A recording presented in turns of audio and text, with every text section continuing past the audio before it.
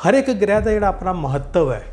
जिमें कि आप कह लीए कि जोड़े धरती के उत्ते जीवन पनपन वास्ते 5 तत्व या 5 अमृत जोड़े बनाए गए थे सब तो पहला, जिमें कि सूरज, पानी, वायु, धरती ते आकाश। ਜਦੋਂ ਇਹ ਚੀਜ਼ਾਂ ਆਪਣੇ ਆਪ 'ਚ ਮਿਲਦੀਆਂ ਹੈ ਤੇ ਧਰਤੀ ਦੇ ਉੱਪਰ ਇੱਕ ਨਵੀਂ ਚੀਜ਼ ਦੀ ਰਚਨਾ ਹੁੰਦੀ ਹੈ।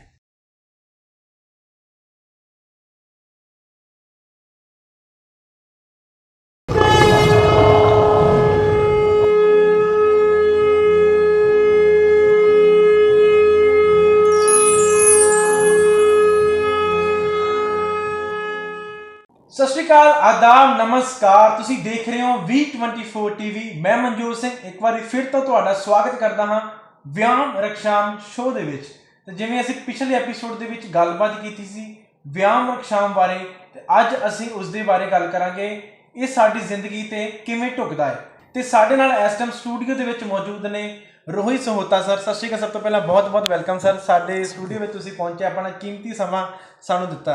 Thank you very much. व्यायाम रक्षाम का मतलब है सैल्फ प्रोटैक्शन, यानी कि अपनी रक्षा आप। जी जी। ये साडी जिंदगी ते किवें ढुकदा है? मनजोत जी, इस तरह है कि व्यायाम रक्षाम जिस तरह तुहानू मैं कल भी बड़ा एक व्याख्यान आप कल किया सीगा भी की चीज़ है, क्योंकि ये जिहड़ा लफ्ज़ है, लफ्ज़ एक ऐसा संस्कृति ते आया जिहड़ा कि आम कॉमन लैंगुएज दे विच आपां नहीं पढ़िया या नहीं सुनिया, या ग्रंथां दे विच आपां कह लीए कि बड़ा घट सानू नज़र आया, बहुत घट नज़र आया। मैनूं लगदा कि बहुत घट लोकां रेयर है जी ये चीज़, लोकां ने सुनिया होना। बट ये जिहड़े दो लफ्ज़ हैगे व्यायाम रक्षाम, ये दो लफ्ज़ ही अपने आप च इन्ने की संपूर्ण हैगे आ कि जिहड़े कि पूरी जिंदगी दा सानू सार दिंदे है। सार मतलब कि जो उस परमात्मा ने साडी ड्यूटी लगाई है, बिल्कुल जी, परम पिता परमात्मा ने सानू इस धरती ते भेजिया है, बिल्कुल जी, एक मकसद लिए भेजिया है। बिल्कुल जी। उस परमात्मा की जिहड़ी बनाई हुई कोई भी चीज़, चाहे वो एक कण है, चाहे वो एक वड्डे रूप दे विच पहाड़ है या समुंदर है या महासागर है, मतलब कोई भी चीज़ आ जो भी सानू एक महत्व है। महत्व है। और वो महत्व की है कि परम पिता परमात्मा ने सानू इस धरती ते, इस कायनात ते और इस यूनीवर्स दे विच कुछ ना कुछ मकसद दे के सानू इत्थे भेजिया है। बिल्कुल जी, हर एक बंदे की कोई ना कोई ड्यूटीज़ वगैरह लगाई गई है, और उसे ड्यूटी को पहचान के असीं जिहड़ा कार्य करना है, डैट इज़ व्यायाम रक्षाम। क्या बात है कि अपनी रक्षा आप, अपनी रक्षा आप जिहड़ी हैगी आ, मीनस असीं अपने इस यूनीवर्स नूं किद्दां बचाना है, इस पर्यावरण नूं असीं किद्दां बचाना है, या अपनी लाइफ नूं किद्दां असीं आपां बैटर तरीके दे नाल जीना हैगा। बिल्कुल ये चीज़ है। जिमें कि तुहानू पता है कि जदों परम पिता परमात्मा ने इस धरती की रचना की सीगी, बिल्कुल जी, इस यूनीवर्स की रचना की सीगी, बिल्कुल जी, जिन्हों कि आपां गैलेक्सीज कह दिंदे हैं, आकाश गंगा। आकाश गंगा जिहड़ा साडा यूनीवर्स है ये एक गैलेक्सी है, यानी कि एक आकाश गंगा है। उस आकाश गंगा दे विच साडा सौर मंडल है। उस सौर मंडल दे विच कई तरह के ग्रह हैगे है। ठीक है। हर एक ग्रह का जोड़ा अपना महत्व है। जिमें कि आप कह लीए कि जिहड़े धरती के उत्ते जीवन पनपन वास्ते 5 तत्व या 5 अमृत जिहड़े बनाए गए थे सब तो पहला, बिल्कुल जी, जिमें कि सूरज, पानी, वायु, धरती ते आकाश। बिल्कुल। जदों ये चीज़ां अपने आप च मिलदियां है ते धरती के उपर एक नवीं चीज़ की रचना हुंदी है। सूरज दे विच विस्फोट हुंदा है, गर्मी पैदा होंदी है। गर्मी पैदा होने दे नाल वातावरण दे जिहड़े वाष्प कण हुंदे आ उपर उठदे आ। वाष्प कण उपर होके फिर कंडेंस हुंदे आ, कंडेंस होके मींह वरसदे आ। जदों मींह धरती ते वरसदा, धरती दे उत्ते जिहड़ा अन्न प्रफुल्लित हुंदा है। जदों अन्न प्रफुल्लित हुंदा है ते जीवन दी संचालन हुंदा हैगा, ग्रोथ हुंदी हैगी है। और उस जीवन नूं असीं किद्दां बैटर तरीके नाल बनाना है, परम पिता परमात्मा दे दित्ते होए जिहड़े आशीर्वाद है, जिहड़ियां सानूं नेमतां बख्शियां हैगियां परमात्मा ने, उहनूं असीं किवें बचा के रखना है ताकि जिहड़ी साडी ह्यूमन बीइंग है, जिहड़ी साडी जनरेशन आ, जिहड़ी कि साडी आने वालियां पीढ़ियां हैगियां, इस जिहड़े नेमतां दा वध तो वध फायदा लै सकन ते अपने परमात्मा दे नाल, अपने रब दे नाल, अपने अल्लाह दे नाल ओह जुड़ सकन। जिस तरह कि जो मैं गल कर रहा सी कि इस सृष्टि की, इस यूनीवर्स की संरचना की गई, हाँ जी, उस समय आप पढ़ते हैं ग्रंथों के विच, चाहे कि वो ਹਿੰਦੂ ਧਰਮ ਦੇ ਗ੍ਰੰਥ ਲੈ ਲਈਏ ਬਿਲਕੁਲ, ਜਾਂ ਫਿਰ ਮੁਸਲਿਮ ਜਿਹੜੇ ਗ੍ਰੰਥ ਲੈ ਲਈਏ, ਜਾਂ ਕ੍ਰਿਸਚੈਨਿਟੀ ਦੇ ਆਪਾਂ ਗ੍ਰੰਥ ਲੈ ਲਈਏ, ਜਾਂ ਯਹੂਦੀਆਂ ਦੇ ਆਪਾਂ ਗ੍ਰੰਥ ਲੈ ਲਈਏ, ਉਦੋਂ ਸਾਰੇ ਪਾਸੇ ਕੁਝ ਵੀ ਵਿਆਪਤ ਨਹੀਂ ਸੀ, ਨਥਿੰਗ ਐਲਸ। ਮਤਲਬ ਤੁਸੀਂ ਬਹੁਤ ਪਹਿਲਾਂ ਦੀ ਗੱਲ ਕਰਦੇ ਹੋ। ਬਿਲਕੁਲ, from the beginning of the universe ਮੈਂ ਕਹਿ ਰਿਹਾ ਹਾਂ। ਆਕਾਸ਼ ਗੰਗਾ ਦੀ ਜਦੋਂ ਸ਼ੁਰੂਆਤ ਹੋਈ ਸੀਗੀ, ਉਸ ਸ਼ੁਰੂਆਤ ਦੇ ਵਿੱਚ ਇੱਕ ਜਸਟ ਸਵਰ ਸੀ। ਸਵਰ ਯਾਨੀ ਕਿ ਇੱਕ ਐਸੀ ਚੀਜ਼ ਸੀਗੀ ਕਿ ਜਿਹਦਾ ਕੋਈ ਆਧਾਰ ਹੈ ਨਹੀਂ ਸੀਗਾ ਨਾਲ। ਓਕੇ, ਪਰਮਾਤਮਾ ਨੇ ਉਸ ਚੀਜ਼ ਦਾ ਆਧਾਰ ਪਹਿਲੋਂ ਬਣਾਇਆ, ਜਿਹਨੂੰ ਕਿ ਆਪਾਂ ਸਵਰ ਕਹਿ ਦਿੰਦੇ ਹਾਂ। ਸਵਰ ਤੋਂ ਬਾਅਦ ਫਿਰ ਲਫ਼ਜ਼ ਬਣੇ, ਜਿਵੇਂ ਕਿ ਜਿਹਨੂੰ ਆਪਾਂ ਅਕਸ਼ਰਮਾਲਾ ਕਹਿ ਦਿੰਦੇ ਹਾਂ, ਜਿਵੇਂ ਜਾਂ ਵਿਆਕਰਨ ਮਾਲਾ ਆਪਾਂ ਕਹਿ ਦਿੰਦੇ ਹਾਂ। ਪੰਜਾਬੀ ਦੇ ਵਿੱਚ ਆਪਾਂ ਲਾਈਏ ਤਾਂ ਊੜਾ ਐੜਾ, ਹਿੰਦੀ ਵਿੱਚ ਲਾਈਏ ਤਾਂ ਕਾ ਖਾ ਗਾ, ਉਰਦੂ 'ਚ ਲਾਈਏ ਤਾਂ ਅਲਫ ਬੇ ਪੇ। ਬਿਲਕੁਲ, ਇਸ ਤਰ੍ਹਾਂ ਹਰ ਇੱਕ ਚੀਜ਼ ਦਾ ਨਾ ਇੱਕ ਉਹਨਾਂ ਨੇ ਮਹੱਤਵ ਸਾਨੂੰ ਦਿੱਤਾ ਹੈਗਾ ਨਾਲ। ਵੀ ਉਸ ਲਫ਼ਜ਼ ਨੂੰ ਫਿਰ ਲੈ ਕੇ ਆਪਾਂ ਕਿਵੇਂ ਮੈਨਕਾਇੰਡ ਦੇ ਵਿੱਚ ਆਪਣੀ ਯੂਨੀਵਰਸ ਨੂੰ ਜਿਹੜਾ ਹੈਗਾ, ਆਪਣੀ ਧਰਤੀ ਨੂੰ, ਆਪਣੀ ਹੋਂਦ ਨੂੰ ਅਸੀਂ ਕਾਇਮ ਦੇ ਵਿੱਚ ਲੈ ਕੇ ਆਏ ਹਾਂ, ਉਹ ਪਰਮਾਤਮਾ ਨੇ ਸਾਨੂੰ ਸਿਖਾਇਆ ਹੈਗਾ। ਬਿਲਕੁਲ, ਜਿਵੇਂ ਕਿ ਜਿਸ ਤਰ੍ਹਾਂ ਮੈਂ ਦੱਸਿਆ ਕਿ ਪਹਿਲਾਂ ਕੁਛ ਨਹੀਂ ਸੀ, ਇੱਕ ਅਨਹਦ ਨਾਦ ਸੀ, ਇੱਕ ਆਵਾਜ਼ ਸੀਗੀ। ਅੱਜ ਦੀ ਡੇਟ ਦੇ ਵਿੱਚ ਵੀ ਜਿਸ ਤਰ੍ਹਾਂ ਕਿ ਹੁਣ ਨਾਸਾ ਨੇ ਰਿਸਰਚ ਕੀਤੀ ਹੈ ਕਿ ਜਿਹੜਾ ਯੂਨੀਵਰਸ ਹੈ ਇਹ ਜਸਟ ਇੱਕ ਸਾਊਂਡ 'ਤੇ ਡਿਪੈਂਡ ਕਰਦਾ ਹੈ। ਬਿਲਕੁਲ, ਉਹ ਸਾਊਂਡ, ਉਹ ਵਾਈਬ੍ਰੇਸ਼ਨਸ, ਜਿਹਨੂੰ ਕਿ ਆਪਾਂ ਆਮ ਲਫ਼ਜ਼ਾਂ ਵਿੱਚ ਕਹਿ ਲਈਏ ਇੱਕ ਧਵਨੀ, ਜਿਹੜੀ ਕਿ ਪੂਰੀ ਦੇ ਪੂਰੀ ਕਾਇਨਾਤ 'ਚ ਵਿਆਪਤ ਹੈ, ਇੱਕ ਹਮਿੰਗ ਹੈ, ਇੱਕ ਤਰੰਗ ਹੈ। ਉਹ ਉਸੇ ਤਰੰਗ ਦਾ ਜਿਹੜਾ ਨਾਮ ਹੈ, ਜਿਵੇਂ ਕਿ ਆਪਾਂ ਕਹਿ ਦਿੰਦੇ ਹਾਂ ਕਿ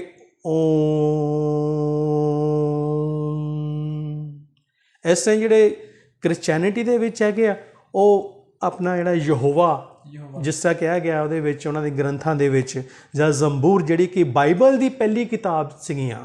ਹਾਂਜੀ, ਫਰੋਮ ਦਾ ਆਪਾਂ ਜਿੱਥੋਂ ਕ੍ਰਿਸਚੈਨਿਟੀ ਆਪਾਂ ਸ਼ੁਰੂ ਕਰਨੇ ਆ, ਇਹ ਬਾਈਬਲ ਤੋਂ ਨਹੀਂ ਹੈ ਬਲਕਿ ਯਹੋਵਾ ਜਾਂ ਜ਼ੰਬੂਰ ਤੋਂ ਸੀ। ਜਿਸ ਤਰ੍ਹਾਂ ਕਿ ਮਿਸਰ ਦੇ ਵਿੱਚ ਉਸ ਟਾਈਮ ਫਿਰੌਨ ਦਾ ਰਾਜ ਸੀਗਾ ਸਾਰਾ। ਹਾਂਜੀ, ਅਤੇ ਉਹ ਜਿਹੜੇ ਰਾਜ ਦੇ ਵਿੱਚ ਫਿਰ ਜੋ ਜੋ ਉੱਥੇ ਵਾਪਰਿਆ, ਜਾਂ ਜੋ ਜੋ ਦੂਸਰੀ ਕੌਂਟੀਨੈਂਟ 'ਤੇ ਵਾਪਰਿਆ, ਇਸ ਤਰ੍ਹਾਂ ਇਹ ਵੀ ਉਹਨਾਂ ਸਾਊਂਡ ਨੂੰ ਮੰਨਦੇ ਹੈਗੇ ਆ ਕਿ ਪਹਿਲੋਂ ਇੱਕ ਧਵਨੀ ਸੀਗੀ ਸਾਰੇ ਪਾਸੇ।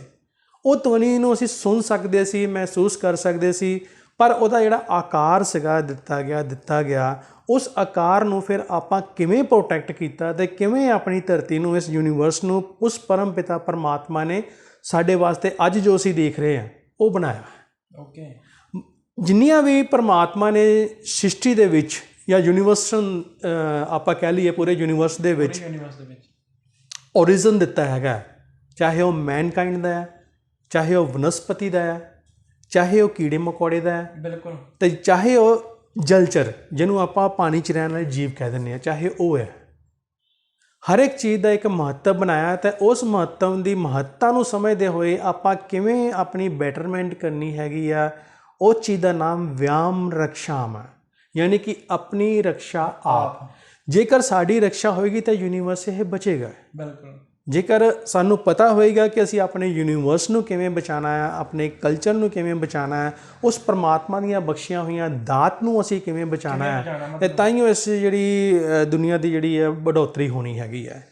ਜਿਸ ਤਰ੍ਹਾਂ ਕਿ ਹੁਣ ਆਪਾਂ ਕਹਿ ਲਈਏ ਕਿ ਜਿਹੜਾ ਸਵਰ ਦਿੱਤਾ ਸਾਨੂੰ ਪਰਮਾਤਮਾ ਨੇ, ਹਾਂਜੀ, ਉਸ ਸਵਰ ਦੇ ਨਾਲ ਅਸੀਂ ਬੋਲਣਾ ਚੱਲਣਾ ਸਿੱਖਿਆ। ਬਿਲਕੁਲ, ਇੰਟਰੈਕਸ਼ਨ ਕਰਨੀ ਅਸੀਂ ਸ਼ੁਰੂ ਕੀਤੀ ਹੈਗੀ ਨਾਲ, ਇੱਕ ਦੂਸਰੇ ਦੇ ਨਾਲ, ਜਿਹਦੇ ਨਾਲ ਕਿ ਇਹ ਸਾਡੀ ਪਹਿਚਾਣ ਬਣੀ ਕਿ ਹਾਂ ਵੀ ਇਹ ਫਲਾਨੀ ਕੰਟੀਨੈਂਟ ਤੋਂ ਹੈ ਜਾਂ ਫਲਾਨੀ ਇਹ ਕੰਟਰੀ ਤੋਂ ਹੈ। ਹਰ ਇੱਕ ਦੀ ਆਪਣੀ ਆਪਣੀ ਲੈਂਗੁਏਜ ਹੈ।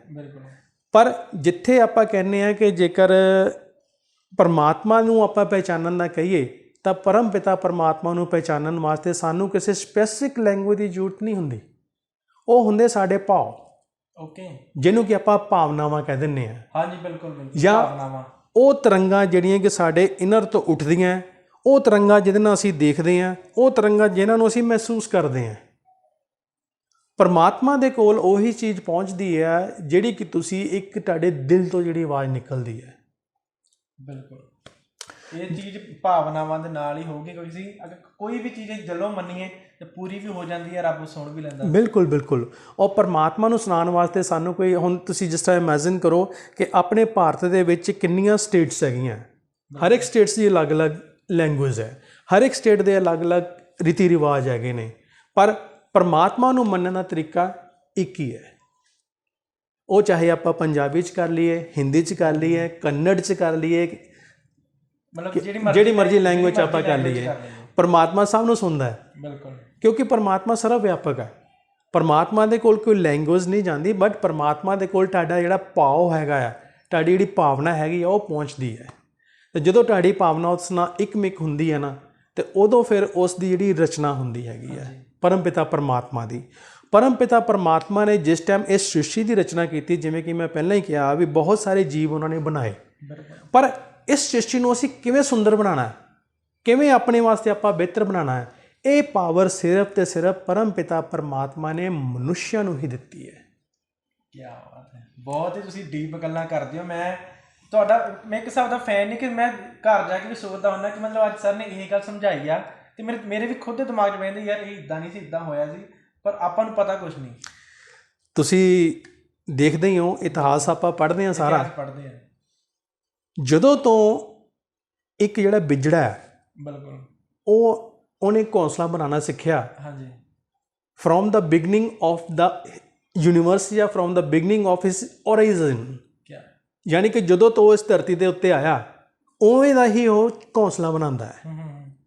ਇੱਕ ਸ਼ੇਰ ਉੱਦਾਂ ਹੀ ਗੁਫਾ ਦੇ ਵਿੱਚ ਰਹਿੰਦਾ ਹੈ ਜਿੱਦਾਂ ਉਹ ਪੁਰਾਣੇ ਸਮੇਂ 'ਚ ਰਹਿੰਦਾ ਸੀਗਾ, ਪਰ ਮਨੁੱਸ਼ ਜਿਹਨੂੰ ਕਿ ਆਪਾਂ ਆਦਮ ਜਾਤੀ ਕਹਿ ਦਿੰਦੇ ਹੈਗੇ ਆ, ਹਾਂਜੀ, ਹਿਊਮਨ ਬੀਇੰਗ ਕਹਿ ਦਿੰਦੇ ਆ। ਬਿਲਕੁਲ, ਮੈਂ ਜਿਸ ਤਰ੍ਹਾਂ ਪਹਿਲਾਂ ਵੀ ਆਪਣੇ ਲਫ਼ਜ਼ਾਂ 'ਚ ਇਸਤੇਮਾਲ ਕੀਤਾ ਕਿ ਪਰਮਾਤਮਾ ਨੇ ਜਿਹੜੀ ਇਹ ਸ਼ਕਤੀ ਹੈ ਸਿਰਫ ਤੇ ਸਿਰਫ ਹਿਊਮਨ ਬੀਇੰਗ ਨੂੰ ਦਿੱਤੀ ਹੈ। ਅਸੀਂ ਉਸ ਪਰਮ ਪਿਤਾ ਪਰਮਾਤਮਾ ਵੱਲੋਂ ਬਹੁਤ ਹੀ ਬਲੈਸਡ ਹੈ ਕਿ ਉਹਦੀ ਬਣਾਈ ਹੋਈ ਜਿਹੜੀ ਕਾਇਨਾਤ ਹੈ, ਉਹਦੀ ਬਣਾਈ ਹੋਈ ਜਿਹੜੀ ਧਰਤੀ ਹੈ, ਉਹਨੂੰ ਅਸੀਂ ਇੱਕ ਹਿੱਸਾ ਹੈ, ਤਾਂ ਉਹਨੂੰ ਬੈਟਰ ਕਿੱਦਾਂ ਕਰ ਸਕਦੇ ਆ, ਉਹ ਸਾਡੇ ਤੇ, ਦੈਟ ਇਜ਼ ਵਿਆਮ ਰਕਸ਼ਾਮ, ਬਿਲਕੁਲ, ਕਿ ਆਪਣੀ ਰਕਸ਼ਾ ਆਪ, ਯੂਨੀਵਰਸਲ ਦੀ ਰਕਸ਼ਾ ਤੇ ਆਪਣੀ ਰਕਸ਼ਾ। ਯੂਨੀਵਰਸ ਬਚੇਗਾ ਤਾਂ ਅਸੀਂ ਬਚਾਂਗੇ, ਬਿਲਕੁਲ। ਪਹਿਲਾਂ ਆਪਣੀ ਅਸੀਂ ਸੁਰੱਖਿਆ ਕਰਨੀ ਆ, ਫਿਰ ਅਸੀਂ ਯੂਨੀਵਰਸ ਦੀ ਕਰ ਸਕਦੇ ਹਾਂ। ਬਿਲਕੁਲ, ਪਰਮਾਤਮਾ ਨੇ ਜਿਹੜਾ ਯੂਨੀਵਰਸ ਬਣਾਤਾ ਹੈ, ਧਰਤੀ ਬਣਾਤੀ ਹੈ, ਕਾਇਨਾਤ ਬਣਾਤੀ, ਪਰ ਉਸ ਕਾਇਨਾਤ ਨੂੰ ਸੁੰਦਰ ਬਣਾਉਣ ਵਾਸਤੇ, ਹੋਰ ਵੀ ਬਿਹਤਰ ਬਣਾਉਣ ਵਾਸਤੇ ਪਰਮ ਪਿਤਾ ਪਰਮਾਤਮਾ ਜਿਹੜੀ ਤਾਕਤ ਬਖਸ਼ੀ ਹੈ, ਅੱਧੀ ਤਾਕਤ ਉਹਨੇ ਆਪਣੇ ਕੋਲ ਰੱਖੀ ਤੇ ਅੱਧੀ ਤਾਕਤ ਉਹਨੇ ਮਨੁੱਸ਼ਿਆਂ ਨੂੰ ਦਿੱਤੀ ਹੈ। ਹੋਰ ਆਪਾਂ ਕੋਈ ਵੀ ਜੀਵ ਲੈ ਲਈਏ, ਜਿਸ ਤਰ੍ਹਾਂ ਕਿ ਤੁਹਾਨੂੰ ਮੈਂ ਦੱਸਿਆ ਕਿ ਇੱਕ ਜਿਹੜੀ ਚਿੜੀ ਜਾਂ ਇੱਕ ਜਿਹੜਾ ਬਿਜੜਾ ਜਿਹਨੂੰ ਆਪਾਂ ਕਹਿ ਦਿੰਦੇ ਹਾਂ, ਪੁਰਾਣੇ ਸਮੇਂ 'ਤੇ ਜਿੱਦਾਂ ਦਾ ਘੋਂਸਲਾ ਬਣਾਉਂਦਾ ਸੀ, ਅੱਜ ਵੀ ਉੱਦਾਂ ਦਾ ਘੋਂਸਲਾ ਬਣਾਉਂਦਾ ਹੈ। ਬਿਲਕੁਲ, ਇੱਕ ਜਿਹੜਾ ਖਰਗੋਸ਼ ਆ, ਉਵੇਂ ਹੀ ਇੱਕ ਹੋਲ ਦੇ ਵਿੱਚ ਜਾ ਕੇ ਰਹਿੰਦਾ, ਜਿਵੇਂ ਉਹ ਪੁਰਾਣੇ ਟਾਈਮ 'ਤੇ ਰਹਿੰਦਾ ਸੀ, ਅੱਜ ਵੀ ਉਹ ਉੱਦਾਂ ਹੀ ਹੋਲ ਬਣਾਉਂਦਾ ਹੈ। ਪਰ ਮਨੁੱਸ਼ ਜਿਹੜਾ ਪਹਿਲਾਂ ਕੰਦਰਾਵਾਂ 'ਚ ਰਹਿੰਦਾ ਸੀਗਾ, ਗੁਫਾਵਾਂ 'ਚ ਰਹਿੰਦਾ ਸੀ, ਅੱਜ ਦੇਖੋ ਕਿੰਨੇ ਕਿੰਨੇ ਆਲੀਸ਼ਾਨ ਮਹਿਲ ਉਹਨੇ ਆਪਣੇ ਵਾਸਤੇ ਬਣਾਇਆ, ਆਰਾਮਦਾਇਕ ਚੀਜ਼ਾਂ ਬਣਾ ਲਈਆਂ। ਈਵਨ ਕਿ ਆਪਾਂ ਇਹ ਕਹਾਂਗੇ ਕਿ ਉਹਨੇ ਮੌਸਮ ਨੂੰ ਵੀ ਕੰਟਰੋਲ ਕਰ ਲਿਆ ਹੈ, ਯਾਨੀ ਕਿ ਕੁਦਰਤ ਨੂੰ ਵੀ ਉਹਨੇ ਕਾਫੀ ਹੱਦ ਤੱਕ ਆਪਣੇ ਹੱਥ ਦੇ ਵਿੱਚ ਲੈ ਲਿਆ ਹੈਗਾ। ਜਿਸ ਤਰ੍ਹਾਂ ਕਿ ਗਰਮੀ ਦਾ ਮੌਸਮ ਹੈ, ਉਹਦੇ ਵਾਸਤੇ ਅਸੀਂ ਏਸੀ ਬਣਾ ਲਏ, ਗਰਮੀ 'ਚ ਸਾਨੂੰ ਠੰਡਕ ਮਿਲਦੀ ਹੈ। ਬਿਲਕੁਲ, ਜਦੋਂ ਸਾਨੂੰ ਸਰਦੀ ਲੱਗਦੀ ਹੈ ਆਪਾਂ ਹੀਟਰ ਲਾ ਲੈਂਦੇ ਹਾਂ। ਇਹ ਕਿਹੜੀ ਪਾਵਰ ਸੀਗੀ? ਇਹ ਉਸੇ ਯੂਨੀਵਰਸ ਦੇ ਵਿੱਚ ਪਰਮਾਤਮਾ ਨੇ ਜਿਹੜੀ ਪਾਵਰ ਬਖਸ਼ੀ ਹਿਊਮਨ ਕਾਇੰਡ ਨੂੰ, ਇਹ ਉਹੀ ਪਾਵਰ ਸੀ ਜਿਹਨੂੰ ਕਿ ਮੈਂ ਬਾਰ-ਬਾਰ ਉਸ ਲਫ਼ਜ਼ ਦੇ ਨਾਲ ਜੋੜ ਰਿਹਾ ਹਾਂ, ਵਿਆਮ ਰਕਸ਼ਾਮ, ਕਿ ਅਸੀਂ ਆਪਣੀ ਰਕਸ਼ਾ ਕਿਵੇਂ ਆਪ ਕਰਨੀ ਹੈ ਤੇ ਅਸੀਂ ਯੂਨੀਵਰਸ ਦੀ ਕਿਵੇਂ ਆਪਾਂ ਰਕਸ਼ਾ ਇਹ ਕਰਨੀ ਹੈਗੀ ਹੈ। ਬਿਲਕੁਲ, ਇਸ ਤਰ੍ਹਾਂ ਜਿਵੇਂ ਕਿ ਹੁਣ ਗ੍ਰੰਥਾਂ 'ਚ ਵੀ ਕਿਹਾ ਗਿਆ, ਤੇ ਉਹਦਾ ਹੀ ਮੈਂ ਵੀ ਥੋੜ੍ਹਾ ਜਿਹਾ ਅੱਗੇ ਵਿਆਖਿਆਨ ਕੀਤਾ, ਜਿੰਨਾ ਕਿ ਚਲੋ ਮੈਨੂੰ ਸਮਝ ਆ ਗਈ ਹੈ। ਮੈਂ ਕੋਈ ਇਹ ਨਹੀਂ ਕਹਿੰਦਾ ਕਿ ਮੈਂ ਬੜਾ ਇੱਕ ਗਿਆਨੀ ਹਾਂ, ਜਾਂ ਜਿਸ ਤਰ੍ਹਾਂ ਜਿੰਨਾ ਕੁ ਪਰਮਾਤਮਾ ਨੂੰ ਮੈਂ ਸਮਝ ਸਕਿਆ ਜਾਂ ਜਿੰਨੀ ਕੁ ਮੇਰੀ ਏਜ ਹੈਗੀ ਹੈ ਉਹਦੇ ਮੁਤਾਬਕ ਮੈਂ ਗੱਲ ਕਰਾਂਗਾ। ਬਾਕੀ ਇੱਕ ਪਰਮਾਤਮਾ ਦਾ ਜਿਹੜਾ ਬਹੁਤ ਡੀਪ ਪੜ੍ਹੀ ਹੋਈ ਬੁੱਕ, ਤੇ ਮੈਂ ਦੇਖਦਾ ਕਿ ਸਰ ਨੂੰ ਮਤਲਬ ਹਰ ਇੱਕ ਗੱਲ ਬਹੁਤ ਅੱਛੇ ਤਰੀਕੇ ਨਾਲ ਐਕਸਪਲੇਨ ਕਰਦੇ ਨੇ, ਐਂਡ ਬਹੁਤ ਡੀਪਲੀ ਐਕਸਪਲੇਨ ਕਰਦੇ ਨੇ। ਪਰਮਾਤਮਾ ਦਾ ਜਿਹੜਾ ਵਿਆਖਿਆਨ ਕਰਨ ਲਈ ਜਾਂ ਇਸ ਯੂਨੀਵਰਸਲ ਦਾ ਵਿਆਖਿਆਨ ਕਰਨ ਵਾਸਤੇ ਬਹੁਤ ਸੰਤ ਮਹਾਂਪੁਰਸ਼ਾਂ ਦੇ ਜਨਮ ਲੱਗ ਜਾਂਦੇ ਹੈਗੇ ਆ। ਬਿਲਕੁਲ, ਪਰ ਫਿਰ ਵੀ ਅਸੀਂ ਉਸ ਗਿਆਨ ਨੂੰ ਪਾ ਨਹੀਂ ਪਾਉਂਦੇ। ਮੈਂ ਕੋਸ਼ਿਸ਼ ਕਰਾਂਗਾ ਕਿ ਜਿਹੜੀ ਚੀਜ਼ ਮੈਂ ਸਿੱਖੀ ਹੈਗੀ ਆ ਉਹ ਹਰ ਚੀਜ਼ ਇੱਥੇ ਮੈਂ ਤੁਹਾਨੂੰ ਸ਼ੇਅਰ ਕਰ ਸਕਾਂ, ਤੇ ਇੱਕ ਐਸੀ ਲੈਂਗੁਏਜ ਦੇ 'ਚ ਆਪਾਂ ਗੱਲ ਕਰ ਸਕੀਏ ਜਿਸ ਲੈਂਗੁਏਜ 'ਚ ਅਸੀਂ ਇੱਕ ਦੂਸਰੇ ਦੀ ਗੱਲ ਨੂੰ ਆਰਾਮ ਨਾਲ ਫੋਲੋ ਕਰ ਸਕੀਏ। ਕਿਉਂਕਿ ਇਹੀ ਗਿਆਨ ਜਿਹੜਾ ਨਾ ਜਦੋਂ ਦਿੱਤਾ ਗਿਆ ਸੀਗਾ, ਇਹ ਸਟਾਰਟ ਹੋਇਆ ਸੀ ਜਿਹਨੂੰ ਕਿ ਆਪਾਂ ਕਹਿ ਦਿੰਦੇ ਹਾਂ ancient language of the world, that is Sanskrit. ਬਿਲਕੁਲ, ਸੰਸਕ੍ਰਿਤ ਦੇ ਵਿੱਚ ਇਹ ਗਿਆਨ ਜਿਹੜਾ ਸਾਰਾ ਇਕੱਠਾ ਕੀਤਾ ਗਿਆ ਸੀ। ਸੰਸਕ੍ਰਿਤ ਜਿਹੜੀ ਸੀਗੀ ਉਹ ਉਸ ਸਮੇਂ ਦੀ intellectual language of the people ਮੰਨੀ ਜਾਂਦੀ ਸੀ। ਯਾਨੀ ਕਿ ਜਿਹੜੇ ਬੁੱਧੀਜੀਵੀ ਇਨਸਾਨ ਸੀਗੇ, ਜਿਹੜੇ ਇੱਕ ਸਮਝ ਰੱਖਦੇ ਸੀ, ਜਿਹੜੇ ਇੱਕ ਸੋਚ ਰੱਖਦੇ ਸੀ, ਜਿਹੜੇ ਆਪਣੇ ਸਮਾਜ ਨੂੰ ਅੱਗੇ ਵਧਾਉਣ ਲਈ ਸੋਚਦੇ ਸੀਗੇ, ਉਹਨਾਂ ਦੀ ਜਿਹੜੀ ਇੱਕ ਭਾਸ਼ਾ ਸੀਗੀ ਉਹਨੂੰ ਸੰਸਕ੍ਰਿਤ ਆਪਾਂ ਕਿਹਾ ਜਾਂਦੇ ਸੀਗੇ। ਸੰਸਕ੍ਰਿਤ ਜਿਹੜੀ ਹੈ ਉਹ ਓਲਡੈਸਟ ਸਕ੍ਰਿਪਟ ਔਰ ਲੈਂਗੁਏਜ ਆਫ ਦਾ ਵਰਲਡ ਹੈ। ਦੁਨੀਆ ਦੀਆਂ ਜਿੰਨੀਆਂ ਵੀ ਲੈਂਗੁਏਜਸ ਹੈ ਉਹ ਸਾਰੀਆਂ ਦੇ ਸਾਰੀਆਂ ਇਸ ਸੰਸਕ੍ਰਿਤ ਦੇ ਵਿੱਚੋਂ ਨਿਕਲੀਆਂ। ਔਰ ਸਾਨੂੰ ਬੜਾ ਮਾਣ ਆ ਕਿ ਸੰਸਕ੍ਰਿਤ ਦਾ ਜਿਹੜਾ ਉਦਗਮ ਹੈ ਜਾਂ ਸੰਸਕ੍ਰਿਤ ਦੀ ਜਿਹੜੀ ਆਪਾਂ ਕਹਿ ਲੈਂਦੇ ਕਿ ਸ਼ੁਰੂਆਤ ਹੈ ਉਹ ਸਾਡੇ ਭਾਰਤ ਵਰਸ਼ ਤੋਂ ਹੋਈ ਹੈ, ਜਿਸ ਨੂੰ ਕਿ ਜੰਬੂ ਦੀਪ ਕਿਹਾ ਜਾਂਦਾ ਸੀਗਾ। ਔਰ ਬੜੇ ਇੱਕ ਫਖਰ ਦੀ ਗੱਲ ਹੈ ਕਿ ਸੰਸਕ੍ਰਿਤ ਦਾ ਜਿਹੜਾ ਇੱਕ ਲੈਂਗੁਏਜ ਹੈਗੀ ਹੈ ਇੰਨੀ ਕੀ ਸਵੀਟ, ਇੰਨੀ ਕੀ ਮਿਠਾਸ ਵਾਲੀ, ਇੰਨੇ ਕੁ ਗਿਆਨ ਵਾਲੀ ਆ ਕਿ ਇੱਕ ਇੱਕ ਲਫ਼ਜ਼ ਦੇ ਉੱਤੇ ਆਪਾਂ ਬਹੁਤ ਸਾਰਾ ਵਿਆਖਿਆਨ ਕਰ ਸਕਦੇ ਹਾਂ। ਜਿਵੇਂ ਕਿ ਇੱਕ ਪਰਿਆਇਵਾਚੀ ਸ਼ਬਦ ਹੈ, ਆਪਾਂ ਅੱਖਾਂ ਕਹਿ ਲੈਂਦੇ ਹਾਂ ਜਾਂ ਆਂਖੇ ਕਹਿ ਲੈਂਦੇ ਹਾਂ, ਉਹਨੂੰ ਨੈਣ ਵੀ ਕਹਿੰਦੇ ਆ, ਲੋਚਨ ਵੀ ਕਹਿੰਦੇ ਆ। ਇਵੇਂ ਪਾਣੀ ਹੈ, ਪਾਣੀ ਨੂੰ ਨੀਰ ਵੀ ਕਹਿੰਦੇ ਆ, ਜਲ ਵੀ ਕਹਿੰਦੇ ਆ।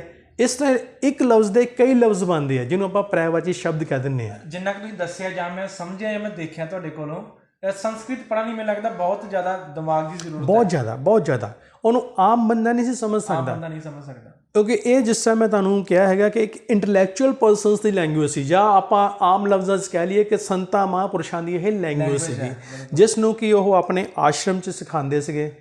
ਤਾਂ ਉਹਦੇ ਨਾਲ ਫਿਰ ਜਿਹੜੇ ਉੱਥੋਂ ਸਿੱਖ ਕੇ ਜਾਂਦੇ ਸੀ ਉਸ ਲੈਂਗੁਏਜ ਨੂੰ, ਜਿਨ੍ਹਾਂ ਨੂੰ ਕਿ ਅੱਜ ਦੀ ਡੇਟ 'ਚ ਆਪਾਂ ਸੰਤ ਕਹਿ ਦਿੰਦੇ ਹਾਂ, ਰਿਸ਼ੀ ਕਹਿ ਦਿੰਦੇ ਹਾਂ, ਮੁਨੀ ਕਹਿ ਦਿੰਦੇ ਹਾਂ, ਉਹਨਾਂ ਨੇ ਰਿਸਰਚ ਕੀਤੀ ਉਹਨਾਂ ਚੀਜ਼ਾਂ ਦੇ ਉੱਤੇ ਵੀ ਇਹ ਕੀ ਚੀਜ਼ ਸੀਗੀ ਜਾਂ ਉਸ ਪਰਮਾਤਮਾ ਤੋਂ ਸਾਨੂੰ ਕੀ ਚੀਜ਼ ਸਮਝਾਈ ਗਈ ਹੈ।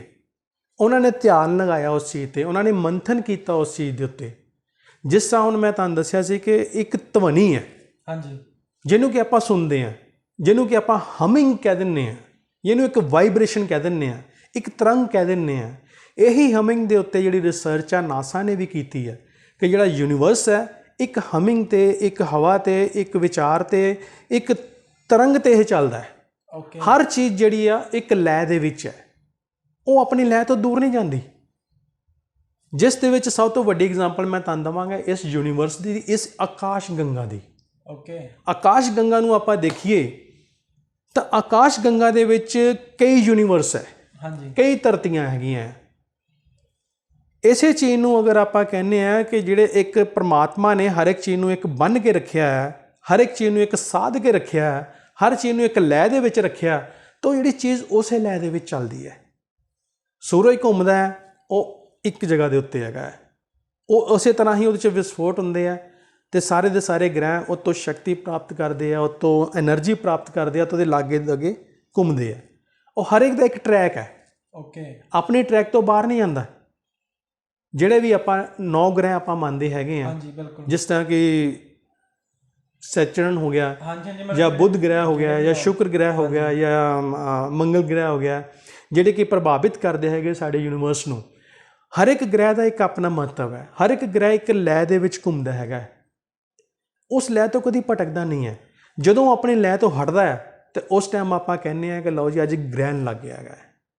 ਜਿਵੇਂ ਕਿ ਧਰਤੀ ਦੇ ਵਿੱਚ ਤੇ ਸੂਰਜ ਦੇ ਵਿੱਚ ਚੰਦਰਮਾ ਆ ਜਾਏ ਤਾਂ ਉਹ ਇੱਕ ਗ੍ਰਹਿਣ ਲੱਗ ਜਾਂਦਾ, ਇਵੇਂ ਉਹ ਚੀਜ਼ ਹੁੰਦੀ ਹੈਗੀ ਹੈ। ਨਾਲ ਪਰਮਾਤਮਾ ਨੇ ਜਿਹੜੀ ਚੀਜ਼ ਬਣਾਈ ਹੈ, ਇੱਕ ਸਵਰ 'ਚ ਬਣਾਈ ਹੈ, ਇੱਕ ਲੈਅ 'ਚ ਬਣਾਈ ਹੈ, ਇੱਕ ਤਰੰਗ ਦੇ ਵਿੱਚ ਬਣਾਈ ਹੈ, ਔਰ ਉਸ ਤਰੰਗ ਤੋਂ ਉਸ ਲੈਅ ਤੋਂ ਨਹੀਂ ਉੱਠਦਾ। ਨਹੀਂ ਤਾਂ ਧਰਤੀ ਜਿਹੜੀ ਕਿ ਆਪਾਂ ਉਹਦੀ ਮੇਜਰਮੈਂਟ ਕਰ ਲਈਏ ਤਾਂ ਕਈ ਦੇਖੋ ਕਿਲੋਮੀਟਰ ਤੱਕ ਆਪਣੇ ਖੜੀ ਆ ਉਹ ਨਾਲ। ਬਟ ਧਰਤੀ ਤੋਂ ਬਾਹਰ ਵੀ ਜਿਹੜੇ ਯੂਨੀਵਰਸ ਹੈਗਾ, ਧਰਤੀ ਤੋਂ ਬਾਹਰ ਵੀ ਆਪਾਂ ਬ੍ਰਹਸਪਤੀ ਗ੍ਰਹਿ ਲੈ ਲਈਏ, ਉਹ ਵੀ ਇੱਕ ਸੀਮਿਤ ਦਾਇਰੇ ਦੇ ਵਿੱਚ ਖੜ੍ਹਾ ਹੈ, ਸਦੀਆਂ ਤੋਂ ਉੱਥੇ ਹੀ ਖੜ੍ਹਾ ਹੈ ਉਹ, ਔਰ ਉਸੇ ਦਾਇਰੇ ਦੇ ਵਿੱਚੋਂ ਘੁੰਮਦਾ ਹੈ। ਨਹੀਂ ਤਾਂ ਜੇਕਰ ਕੋਈ ਸ਼ਕਤੀ ਇੱਦਾਂ ਦੀ ਨਾ ਹੁੰਦੀ ਤਾਂ ਉਹਦਾ ਟਰੈਕ ਬਦਲ ਸਕਦਾ ਸੀ। ਧਰਤੀ ਥੱਲੇ ਦੀ ਵੀ ਜਾ ਸਕਦੀ ਸੀ, ਉਹ ਉੱਪਰ ਨੂੰ ਵੀ ਜਾ ਸਕਦੀ ਸੀ। ਸਚਰਨ ਜਿਹੜਾ ਇਸ ਤਰ੍ਹਾਂ ਕਰਕੇ ਘੁੰਮਦਾ ਹੈਗਾ ਆਪਣੇ ਚੱਕਰਾਂ ਦੇ ਨਾਲ, ਉਹ ਇੱਦਾਂ ਵੀ ਘੁੰਮ ਸਕਦਾ ਸੀਗਾ, ਉਹ ਕ੍ਰੋਸ ਦੇ ਵਿੱਚ ਵੀ ਘੁੰਮ ਸਕਦਾ ਸੀ, ਪਰ ਨਹੀਂ। ਪਰਮਾਤਮਾ ਨੇ ਜਿਹੜੀ ਇਹ ਕਾਇਨਾਤ ਬਣਾਈ ਹੈ ਉਹਨੂੰ ਇੱਕ ਲੈਅ 'ਚ ਰੱਖਿਆ ਹੈ, ਤਾਂ ਕਿ ਜਦ ਤੱਕ ਆਪਾਂ ਉਸ ਲੈਅ 'ਚ ਚੱਲਾਂਗੇ ਤਾਂ ਯੂਨੀਵਰਸ ਜਿਹੜਾ ਬਚਿਆ ਰਹੇਗਾ। ਜਦ ਤੱਕ ਅਸੀਂ ਉਸ ਇੱਕ ਦਾਇਰੇ 'ਚ ਰਵਾਂਗੇ ਆਪਣੇ, ਤਾਂ ਯੂਨੀਵਰਸ ਬਚਿਆ ਰਹੇਗਾ। ਜਦੋਂ ਆਪਾਂ ਉਹ ਦਾਇਰਾ ਲੰਘਦੇ ਹਾਂ ਅਤੇ ਅੱਜ ਦੀ ਡੇਟ 'ਚ ਤੁਸੀਂ ਦੇਖਦੇ ਹਾਂ ਕਿ ਜਿਵੇਂ ਆਪਾਂ ਪਰਿਆਵਰਨ ਨੂੰ ਛੇੜਛਾੜ ਕੀਤੀ ਤਾਂ ਉਹਦੇ ਜੋ ਨਤੀਜੇ ਸਾਨੂੰ ਭੁਗਤਣੇ ਪੈ ਰਹੇ ਆ, ਸਾਡੀ ਹਿਊਮਨ ਕਾਈਂਡ ਨੂੰ ਭੁਗਤਣੇ ਪੈ ਰਹੇ ਆ, ਉਹ ਆਪਣੇ ਸਾਹਮਣੇ ਹੈ। ਬਿਲਕੁਲ ਜਿਵੇਂ ਕਿ ਸਭ ਤੋਂ ਵੱਡੀ ਐਗਜ਼ਾਮਪਲ ਅੱਜ ਦੀ ਡੇਟ 'ਚ ਕੋਵਿਡ। ਬਿਲਕੁਲ ਲੇਟੈਸਟ ਜਿਹੜਾ ਮੁੱਦਾ ਆ ਕੋਵਿਡ ਦਾ ਚੱਲ ਰਿਹਾ, ਤੇ ਦੂਸਰਾ ਹੈਗਾ ਆਕਸੀਜਨ ਦਾ। ਆਕਸੀਜਨ ਦਾ ਨਾਮ। ਬਿਲਕੁਲ ਪਰਮ ਪਿਤਾ ਪਰਮਾਤਮਾ ਨੇ ਜਦੋਂ ਸ੍ਰਿਸ਼ਟੀ ਦੀ ਰਚਨਾ ਕੀਤੀ ਤਾਂ ਹਰ ਚੀਜ਼ ਦਾ ਇੱਕ ਬੈਲੈਂਸ ਰੱਖਿਆ ਹੈ। ਇਹ ਹੁਣ ਅਨਬੈਲੈਂਸ ਕਿਵੇਂ ਹੋ ਗਿਆ? ਇੱਕ ਤਾਂ ਕੋਵਿਡ ਚੱਲਦੀ ਮਹਾਮਾਰੀ ਦਾ ਇਲਾਜ ਪੂਰੇ ਦੇਸ਼ ਵਿੱਚ ਹੀ ਨਹੀਂ ਸੀਗਾ, ਲਾਈਕ 2020 ਦੇ ਵਿੱਚ ਇਸ ਦਾ ਇਲਾਜ ਹੈ ਨਹੀਂ ਸੀ, ਤੇ ਹੁਣ 2021 ਦੇ ਵਿੱਚ ਵੈਕਸੀਨੇਸ਼ਨ ਆ ਗਈ, ਬਟ ਫਿਰ ਵੀ ਐਵਰੀ ਡੇ 4000 ਤੋਂ ਵੱਧ ਨਵੇਂ ਮਾਮਲੇ ਸਾਹਮਣੇ ਆ ਰਹੇ ਨੇ ਕਰੋਨਾ ਦੇ। ਤੇ ਹੁਣ ਕਰੋਨਾ ਮਹਾਮਾਰੀ ਤੋਂ ਪਹਿਲਾਂ ਲੋਕ ਬਹੁਤ ਡਿਪਰੈਸਡ ਸੀ, ਪਰੇਸ਼ਾਨ ਸੀ, ਤੇ ਦੂਸਰੀ ਬਿਮਾਰੀ ਹੈਗੀ ਆਕਸੀਜਨ ਦੀ। ਮੈਂ ਜਿਸ ਟਾਈਮ ਆਪਣੀ ਪਹਿਲਾਂ ਇੱਕ ਇੰਟਰਵਿਊ ਹੋਈ ਸੀਗੀ ਜਿਹੜੀ ਕਿ ਬੜੇ ਵਿਸਤਾਰਪੂਰਵਕ ਢੰਗ ਨਾਲ ਕੋਵਿਡ ਦੇ ਉੱਤੇ ਹੀ, ਹਾਂਜੀ, ਉਹਦੇ ਵਿੱਚ ਇੱਕ ਗੱਲ ਤੁਹਾਨੂੰ ਕਹੀ ਸੀਗੀ ਕਿ ਇਹ ਜਿਹੜੀ ਕੋਵਿਡ ਹੈ ਇਹ ਕੋਈ ਨਵੀਂ ਬਿਮਾਰੀ ਨਹੀਂ ਹੈ, ਨਹੀਂ ਹੈ, ਤੇ ਇਲਾਜ ਵੀ ਹੈ ਨਹੀਂ ਵੀ ਇਹਦਾ ਇਲਾਜ ਹੀ ਨਹੀਂ ਹੈ। ਇਸ ਦਾ ਇਲਾਜ ਤਾਂ ਲੱਖਾਂ ਹਜ਼ਾਰਾਂ ਸਾਲ ਪਹਿਲਾਂ ਸਾਡੇ ਗ੍ਰੰਥਾਂ 'ਚ ਦਿੱਤਾ ਪਿਆ ਹੈ। ਨਹੀਂ ਉਹ ਤੁਸੀਂ ਕਿੱਦਾਂ ਮਤਲਬ ਦੇ? ਉਹ ਇਸ ਤਰ੍ਹਾਂ ਹਾਂ ਕਿ ਜਿਵੇਂ ਕਿ ਆਪਾਂ ਦੇਖੀਏ ਕਿ ਸਾਡੇ ਜਿਹੜੇ ਸਨਾਤਨ ਗ੍ਰੰਥ ਨੇ, ਹਾਂਜੀ ਜਿਨ੍ਹਾਂ ਨੂੰ ਕਿ ਆਪਾਂ 4 ਵੇਦ ਕਹਿ ਦਿੰਦੇ ਹਾਂ, ਹਾਂਜੀ ਉਹਨਾਂ ਵੇਦਾਂ 'ਚੋਂ ਅੱਗੇ ਉਪਵੇਦ ਹੈ, ਵੇਦਾਂ 'ਚੋਂ ਉਪਨਿਸ਼ਦ ਹੈ, ਉਹਨਾਂ 'ਚੋਂ ਹੋਰ ਵੀ ਅੱਗੇ ਸਾਡੀਆਂ ਹਰ ਇੱਕ ਚੈਪਟਰ 'ਤੇ ਅਲੱਗ-ਅਲੱਗ ਕਿਤਾਬ ਜਿਹੜੀ ਲਿਖੀ ਗਈ ਹੈ। ਇਵੇਂ ਕਿ ਜਿਹੜਾ ਯਜੁਰਵੇਦ ਹੈਗਾ, ਯਜੁਰਵੇਦ ਦੇ ਵਿੱਚ ਸਾਨੂੰ ਇਹ ਚੀਜ਼ਾਂ ਦੱਸੀਆਂ ਹੋਈਆਂ ਕਿ ਅਸੀਂ ਯੱਗ ਕਿੱਦਾਂ ਕਰਨੇ ਆ, ਅਸੀਂ ਆਪਣਾ ਮੰਤਰੋਚਾਰਨ ਕਿੱਦਾਂ ਕਰਨਾ ਹੈ, ਅਸੀਂ ਉਸ ਤਰੰਗਾਂ ਨੂੰ ਕਿਵੇਂ ਪੈਦਾ ਕਰਨਾ ਹੈਗਾ, ਜਿਹੜੀਆਂ ਤਰੰਗਾਂ ਇਸ ਯੂਨੀਵਰਸ ਨੂੰ ਚਲਾਉਂਦੀਆਂ, ਇਸ ਯੂਨੀਵਰਸ ਨੂੰ ਚਲਾਉਣ ਦੀ ਪਾਵਰ ਰੱਖਦੀਆਂ ਹੈਗੀਆਂ, ਓਕੇ, ਉਹਨਾਂ ਨੂੰ ਕਿੱਦਾਂ ਅਸੀਂ ਜਨਰੇਟ ਕਰਨਾ ਹੈ, ਔਰ ਉਹਨਾਂ ਨੂੰ ਜਨਰੇਟ ਕਰਕੇ ਕਿਵੇਂ ਅਸੀਂ ਆਪਣੀ ਬੈਟਰਮੈਂਟ ਵਾਸਤੇ ਉਹਨੂੰ ਯੂਜ਼ ਕਰਨਾ ਹੈ। ਜਿਸ ਤਰ੍ਹਾਂ ਕਿ ਹੁਣ ਜਿਹੜਾ ਸੂਰਜ ਹੈ, ਇਹ ਸੂਰਜ ਇਕੱਲਾ ਇਹ ਨਹੀਂ ਹੈ ਕਿ ਸਾਰੇ ਦੇ ਸਾਰੇ ਗ੍ਰਹਿ ਦੇ ਅੱਗੇ ਘੁੰਮਦੇ ਆ ਅਤੇ ਸਾਨੂੰ ਜੀਵਨ ਦਿੰਦਾ ਹੈ। ਸੂਰਜ ਦੇ ਕੋਲੋਂ ਜਾਂ ਸੂਰਜ ਦੇ ਵਿੱਚ ਜਿਹੜੀ ਖਾਸੀਅਤ ਹੈਗੀ ਆ ਉਹ ਸਾਰੀ ਧਰਤੀ ਨੂੰ ਸੰਭਾਲਣ ਦੀ, ਸਾਰੇ ਕਾਇਨਾਤ ਨੂੰ ਸੰਭਾਲਣ ਦੀ ਹੈ। ਸੂਰਜ ਦੇਖੋ ਤਪਦਾ ਹੈ ਅਤੇ ਇਹ ਧਰਤੀ ਦੇ ਉੱਪਰ ਬਾਰਿਸ਼ ਹੁੰਦੀ ਹੈ, ਬਿਲਕੁਲ ਬਾਰਿਸ਼ ਹੁੰਦੀ ਹੈ ਅਤੇ ਧਰਤੀ ਦੇ ਉੱਤੇ ਵਨਸਪਤੀ ਉੱਗਦੀ ਹੈ, ਗਰੋਥ ਹੁੰਦੀ। ਵਨਸਪਤੀ ਜਿਹੜੀ ਉੱਗਦੀ ਹੈਗੀ ਉਸ ਵਨਸਪਤੀ ਨੂੰ ਅਸੀਂ ਅਲੱਗ-ਅਲੱਗ ਢੰਗ ਦੇ ਨਾਲ ਯੂਜ਼ ਕਰਦੇ ਹਾਂ, ਜਿਹਨੂੰ ਕਿ ਆਪਾਂ ਆਮ ਲੈਂਗੁਏਜ 'ਚ ਜੜੀ ਬੂਟੀਆਂ ਕਹਿ ਦਿੰਦੇ ਹਾਂ। ਬਿਲਕੁਲ ਫਿਰ ਉਹ ਜਿਹੜੀ ਬੂਟੀਆਂ ਦੇ ਨਾਲ ਅਸੀਂ ਆਪਣਾ ਇਲਾਜ ਕਰਦੇ ਹਾਂ। ਇਹ ਸਾਰੀ ਇੱਕ ਪੱਧਤੀ ਸੀਗੀ ਜਿਹਨੂੰ ਕਿ ਆਪਾਂ ਅੱਜ ਦੀ ਡੇਟ 'ਚ ਜਿਵੇਂ ਆਮ ਲੈਂਗੁਏਜ 'ਚ ਕਹਿ ਦਿੰਦੇ, ਇੱਕ ਵਿਗਿਆਨ ਸੀਗਾ ਇਹ। ਇਸੇ ਵਿਗਿਆਨ ਨੂੰ ਜਿਹੜਾ ਪੂਰੀ ਤਰ੍ਹਾਂ ਇੱਕ ਗ੍ਰੰਥ ਵਿੱਚ ਜਿਹੜਾ ਸੰਭਾਲਿਆ ਜਾਂ ਸਮੇਟਿਆ, ਉਹ ਮੈਂ ਤੁਹਾਨੂੰ ਇੱਥੇ ਦੱਸਣਾ ਚਾਹਾਂਗਾ ਕਿ ਉਹ ਪਤੰਜਲੀ ਜੀ ਸੀਗੇ, ਸਾਡੇ ਮਹਾਰਿਸ਼ੀ ਜੀ। ਪਤੰਜਲੀ ਜੀ, ਜਿਨ੍ਹਾਂ ਦਾ ਆਪਾਂ ਅੱਜ ਕੱਲ੍ਹ ਨਾਮ ਵੀ ਬੜਾ ਸੁਣਦੇ ਹਾਂ, ਪਤੰਜਲੀ। ਅੱਜ ਕੱਲ੍ਹ ਤਾਂ ਬਹੁਤ ਫੇਮਸ ਆ ਉਹ ਪਤੰਜਲੀ ਜੀ। ਪਤੰਜਲੀ ਜੀ। ਬਟ ਪਤੰਜਲੀ ਜੀ ਨੇ ਉਹ ਜਿਹੜੀਆਂ ਕਿਰਿਆਵਾਂ ਸੀਗੀਆਂ, ਉਹ ਜਿਹੜਾ ਯੋਗ ਸੀਗਾ, ਇਹ ਜਿਹੜੀ ਆ ਇੱਕ ਜੜੀ ਬੂਟੀਆਂ ਦਾ ਮੇਲ ਸੁਮੇਲ ਸੀਗਾ, ਕਿਵੇਂ ਲਿੱਤਾ, ਕਿੱਥੋਂ ਲਿੱਤਾ? ਪਤੰਜਲੀ ਜੀ ਦਾ ਨਾਮ ਤਾਂ ਅੱਜ ਮਸ਼ਹੂਰ ਹੋ ਗਿਆ, ਬਟ ਪਤੰਜਲੀ ਜੀ ਤੋਂ ਵੀ ਪਹਿਲਾਂ ਇੱਕ ਨਾਮ ਜਿਹੜਾ ਮਸ਼ਹੂਰ ਸੀਗਾ ਉਹ ਸੀ ਧਨਵੰਤਰੀ ਜੀ ਦਾ, ਜਿਨ੍ਹਾਂ ਨੂੰ ਕਿ ਆਯੁਰਵੇਦ ਦੇ ਜਨਮਦਾਤਾ ਮੰਨਿਆ ਜਾਂਦਾ ਹੈ, ਜਾਂ ਦਵਾਈਆਂ ਦੇ ਦੇਵਤਾ ਜਿਹਨਾਂ ਨੂੰ ਮੰਨਿਆ ਜਾਂਦਾ ਹੈ। ਧਨਵੰਤਰੀ ਜੀ ਤੁਸੀਂ ਸੁਣ ਕੇ ਹੈਰਾਨ ਹੋਵੋਗੇ, ਜਿਨ੍ਹਾਂ ਤੋਂ ਇਸ ਚੀਜ਼ ਦੀ ਸਟਾਰਟਿੰਗ ਜਿਹੜੀ ਹੋਈ, ਜਿਨ੍ਹਾਂ ਨੇ ਸਾਨੂੰ ਇਹ ਪੂਰੇ ਦਾ ਪੂਰਾ ਗਿਆਨ ਦਿੱਤਾ ਸਾਰਾ, ਧਨਵੰਤਰੀ ਜੀ ਨੇ, ਵੀ ਜੜੀ ਬੂਟੀਆਂ ਕੀ ਹੈ, ਇਹਨੂੰ ਆਪਾਂ ਹੁਣ ਸਪੋਜ਼ ਇੱਕ ਘਾਹ ਆ, ਹਾਂਜੀ, ਤੁਸੀਂ ਦੇਖਿਆ ਹੋਣਾ ਕਿ ਜਦੋਂ ਬਰਸਾਤ ਹੁੰਦੀ ਹੈ, ਡੌਗ ਨੂੰ ਤਾਂ ਇਹ ਚੀਜ਼ ਕਿਸੇ ਨੇ ਨਹੀਂ ਸਿਖਾਈ, ਪਰ ਡੌਗ ਬਰਸਾਤ ਦੇ ਦਿਨਾਂ ਦੇ ਵਿੱਚ ਘਾਹ ਦੀਆਂ ਜਿਹੜੀਆਂ ਕੋਪਲਾਂ ਨੂੰ ਚਬਾਉਂਦਾ ਹੈ। ਜਦੋਂ ਕੋਪਲਾਂ ਨੂੰ ਚਬਾਉਂਦਾ ਹੈ ਤੇ ਉਹਦੇ ਵੋਮਟਿੰਗ ਹੁੰਦੀ ਹੈ, ਉਹਦੀ ਵੋਮਟਿੰਗ ਨਾਲ ਉਹਦਾ ਜੋ ਵੀ ਅੰਦਰ ਮੈਦਾ ਉਹਦਾ ਖਰਾਬ ਹੁੰਦਾ ਹੈ ਜਾਂ ਰੇਸ਼ਾ ਹੁੰਦੀ ਆ, ਉਹ ਸਾਰੀ ਉਹਨਾਂ ਦਿਨਾਂ 'ਚ ਬਾਹਰ ਨਿਕਲ ਜਾਂਦੀ ਹੈ। ਇਹ ਇੱਕ ਕੁਦਰਤੀ ਸਿਖਾਈ ਹੋਈ ਚੀਜ਼ ਹੈ। ਇਸੇ ਚੀਜ਼ਾਂ ਨੂੰ ਜਿਹੜਾ ਉਹ ਧਨਵੰਤਰੀ ਜੀ ਨੇ ਪੂਰਾ ਦੇਖਿਆ ਔਰ ਸਿੱਖਿਆ, ਸਿੱਖਣ ਤੋਂ ਬਾਅਦ 'ਚੋਂ ਉਹਨੂੰ ਇੱਕ ਗ੍ਰੰਥ ਦੇ ਵਿੱਚ ਪਰੋਇਆ।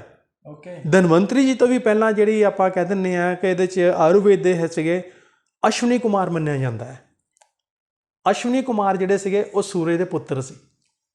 ਅਸ਼ਵਨੀ ਕੁਮਾਰ ਸੂਰਜ ਦੇ ਪੁੱਤਰ ਸੀਗੇ, ਜਿਨ੍ਹਾਂ ਨੇ ਕਿ ਇਹ ਸਾਰੀਆਂ ਖੋਜਾਂ ਕੀਤੀਆਂ। ਮਤਲਬ ਇਹ ਟੌਪਿਕ ਬਹੁਤ ਹੀ ਇੰਟਰਸਟਿੰਗ ਲੈਵਲ ਬਹੁਤ ਇੱਕ ਦੇ ਨਾਲ ਇੱਕ ਜੇ ਕੜੀ ਦੀ ਕੜੀ ਜੁੜਦੀ ਹੈ। ਹੁਣ ਜਿਸ ਤਰ੍ਹਾਂ ਪਤੰਜਲੀ ਜੀ ਤੁਹਾਨੂੰ ਦੱਸਿਆ, ਪਤੰਜਲੀ ਤੋਂ ਪਹਿਲਾਂ ਫਿਰ ਤੁਹਾਨੂੰ ਦੱਸ ਦਿੱਤਾ ਵੀ ਧਨਵੰਤਰੀ ਜੀ ਤੋਂ ਪਹਿਲਾਂ ਫਿਰ ਆਪਾਂ ਦੱਸਿਆ ਅਸ਼ਵਨੀ ਕੁਮਾਰ ਜੀ ਸੂਰਿਆਦੇਵ ਦੇ ਜਿਹੜੇ ਪੁੱਤਰ ਸੀਗੇ, ਉਹਨਾਂ ਤੋਂ ਪਹਿਲਾਂ ਸੂਰਿਆਦੇਵ ਜੀ। ਸੂਰਿਆਦੇਵ ਤੋਂ ਵੀ ਆਪਾਂ ਪਹਿਲਾਂ ਚੱਲੀਏ ਤਾਂ ਜਿਨ੍ਹਾਂ ਨੂੰ ਆਪਾਂ ਮਹਾਦੇਵ ਕਹਿ ਦਿੰਦੇ ਹਾਂ, ਸ਼ਿਵ, ਸ਼ੰਕਰ ਔਰ ਰੁਦਰ, ਇਹਨਾਂ ਨੇ ਉਹਨਾਂ ਤੋਂ ਗਿਆਨ ਲਿੱਤਾ ਸੀਗਾ ਸਾਰਾ। ਤਾਈਓ ਜਿਹੜੇ ਸ਼ਿਵ ਜੀ ਨੂੰ ਪਹਾੜਾਂ ਦੇ ਦੇਵਤਾ ਮੰਨਿਆ ਜਾਂਦਾ ਹੈ, ਹਿਮਾਲਿਆ ਦੇ ਦੇਵਤਾ ਮੰਨਿਆ ਜਾਂਦਾ ਹੈ ਔਰ ਸਰਚਰ ਮੰਨਿਆ ਜਾਂਦਾ ਹੈ, ਜਿਨ੍ਹਾਂ ਨੇ ਕਿ ਇਸ ਜਿਹੜੀ ਵਿੱਦਿਆ ਨੂੰ ਸਪਰੈਡ ਕੀਤਾ। ਓਕੇ। ਸ਼ਿਵ ਜੀ ਦੇ ਕੋਲ ਤਾਂ ਇੱਕ ਐਸੀ ਵਿੱਦਿਆ ਸੀ ਜਿਹਦੇ ਨਾਲ ਕਿ ਆਪਾਂ ਮਰੇ ਹੋਏ ਜੀਵਾਂ ਨੂੰ ਆਪਾਂ ਸਜੀਵ ਕਰ ਦਿੰਦੇ ਸੀ। ਬਿਲਕੁਲ। ਔਰ ਤੁਸੀਂ ਹੈਰਾਨ ਹੋਵੋਗੇ ਸੁਣ ਕੇ, ਆਪਾਂ ਦੇਖਦੇ ਤਾਂ ਜ਼ਰੂਰ ਆ ਸਾਰੀਆਂ ਗੱਲਾਂ, ਪਰ ਉਸਨੂੰ ਆਪਾਂ ਮਹਿਸੂਸ ਨਹੀਂ ਕਰਦੇ, ਮੰਥਨ ਨਹੀਂ ਕਰਦੇ ਉਹਨਾਂ ਗੱਲਾਂ ਦਾ। ਜਿਵੇਂ ਕਿ ਆਪਾਂ ਨੂੰ ਗਣੇਸ਼ ਜੀ ਦੀ ਕਹਾਣੀ ਪੜ੍ਹਾਈ ਜਾਂਦੀ ਹੈ ਕਿ ਇੱਕ ਦਿਨ ਗੁੱਸੇ 'ਚ ਆ ਕੇ ਸ਼ਿਵ ਜੀ ਨੇ ਉਹਨਾਂ ਦਾ ਸਿਰ ਹੀ ਕਲਮ ਕਰ ਦਿੱਤਾ। ਹਾਂਜੀ। ਫਿਰ ਬਾਅਦ 'ਚ ਉਹਨਾਂ ਦੇ 'ਤੇ ਹਾਥੀ ਦਾ ਸਿਰ ਜੋੜ ਦਿੱਤਾ। ਗਣੇਸ਼ ਜੀ ਬੜੇ ਵਧੀਆ ਜਿੰਦੇ ਆਪਣੇ ਇੱਕ ਅਲੱਗ ਰੂਪ ਦੇ ਵਿੱਚ ਉਹ ਗਣਪਤੀ ਬਣੇ, ਉਹ ਸਭ ਤੋਂ ਅਗਰਦੇਵ ਬਣੇ। ਉਹ ਕਿਸ ਤਰ੍ਹਾਂ ਬਣੇ? ਇੱਕ ਜਿਹੜਾ ਉਹ ਮੇਲ ਸੀਗਾ ਹਾਥੀ ਦੇ ਸਿਰ ਦਾ ਤੇ ਇਨਸਾਨ ਦੇ ਸਿਰ ਦਾ, ਕਿਵੇਂ ਆਪਸ 'ਚ ਜੁੜਿਆ ਤੇ ਕਿਵੇਂ ਇਹ ਲੱਗਿਆ? ਉਹ ਕਿਹੜੀ ਐਸੀ ਵਿੱਦਿਆ ਸੀ ਜਿਹੜੀ ਸ਼ਿਵ ਨੇ ਉਸ ਟਾਈਮ ਸ਼ਲਿਆ ਕ੍ਰਿਆ, ਜਿਹਨੂੰ ਕਿ ਆਪਾਂ ਅੱਜ ਦੀ ਡੇਟ 'ਚ ਸਰਜਰੀ ਕਹਿ ਦਿੰਦੇ ਹਾਂ। ਸਰਜਰੀ ਦਾ ਵੀ ਮੋਡੀਫਾਈ ਰੂਪ ਆਪਾਂ ਕਹਿ ਦਿੰਦੇ ਹਾਂ ਪਲਾਸਟਿਕ ਸਰਜਰੀ। ਪਲਾਸਟਿਕ ਸਰਜਰੀ ਦੇ ਵਿੱਚ ਇਹ ਹੁੰਦਾ ਕਿ ਸਾਡੇ ਅੰਗ ਨੂੰ ਅਗਰ ਆਪਾਂ ਉੱਦਾਂ ਹੀ ਸੀ ਦਿੰਦੇ ਹਾਂ ਤਾਂ ਉੱਤੇ ਸਾਨੂੰ ਪਤਾ ਵੀ ਨਹੀਂ ਲੱਗਦਾ ਕਿ ਤੇ ਆਪਰੇਸ਼ਨ ਹੋਇਆ ਕਿ ਕੀ ਹੋਇਆ। ਇਹ ਜਿਹੜੀ ਚੀਜ਼ ਸੀਗੀ ਉਸ ਸਮੇਂ ਸਾਡੇ ਮਹਾਰਿਸ਼ੀਆਂ ਨੇ, ਮਹਾਂਪੁਰਸ਼ਾਂ ਨੇ, ਸਾਡੇ ਦੇਵੀ ਦੇਵਤਾ ਨੇ ਇਜਾਦ ਕਰ ਲਈ ਸੀਗੀ, ਜਿਹੜੀ ਅੱਜ ਦੀ ਡੇਟ 'ਚ ਕੀਤੀ ਗਈ ਹੈ। ਨਾਲ ਉਹੀ ਚੀਜ਼ਾਂ ਸਾਨੂੰ ਸਾਡੇ ਗ੍ਰੰਥਾਂ 'ਚ ਮਿਲੀਆਂ, ਤਾਂ ਉਹੀ ਚੀਜ਼ਾਂ ਨੂੰ ਅਸੀਂ ਜਿਹੜਾ ਆਪਣੇ ਉੱਤੇ ਪ੍ਰਯੋਗ ਕਰਦੇ ਹੈਗੇ ਆ ਅਤੇ ਆਪਣੇ ਜੀਵਨ ਨੂੰ ਅਸੀਂ ਕਿਵੇਂ ਬਿਹਤਰ ਬਣਾਉਣਾ ਹੈ, ਉਸ ਪੱਧਤੀ ਦੇ ਨਾਲ ਆਪਾਂ ਕਿਵੇਂ ਚੱਲਣਾ ਹੈ, ਡੈਟ ਇਜ਼ ਵਿਆਮ ਰਕਸ਼ਾਮ।